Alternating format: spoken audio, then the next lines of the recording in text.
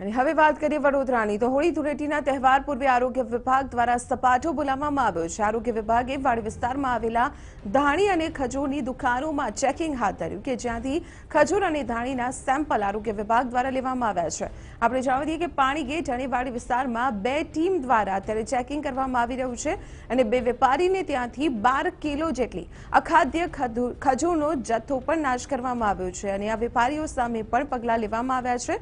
તહેવાર सीजन શરૂ થઈ ગઈ છે। હોળી ધૂળેટીનો તહેવાર શરૂ થશે આવતીકાલથી અને તે પહેલા આરોગ્ય વિભાગની સપાટો। હોળી અને ધૂળેટીના તહેવારને ગણતરીના કલાકો બાકી રહી ગયા છે ત્યારે મોટી સંખ્યાની અંદર આ પર્વના પહેલા જે ખાસ કરીને કહી શકાય કે ધાણી ખજૂર અને અન્ય ફરસાણની વસ્તુનું ધૂમ વેચાણ થતું હોય છે। જો કે વેપારીઓ દ્વારા નાનકડો આર્થિક ફાયદો મેળવવા માટે અખાદ્ય વસ્તુનું પણ વેચાણ કરતી હોવાની ફરિયાદ વડોદરા સેવા સદનના આરોગ્ય વિભાગને મળી હતી, જેથી આરોગ્ય વિભાગની 2 જેટલી ટીમે શહેરના પાણીગેટ અને વાડી વિસ્તારમાં આવેલા જે ધાણી અને ખજૂરના વેપારીઓની દુકાન હતી ત્યાં જે ચેકિંગની કામગીરી કરવામાં આવી હતી।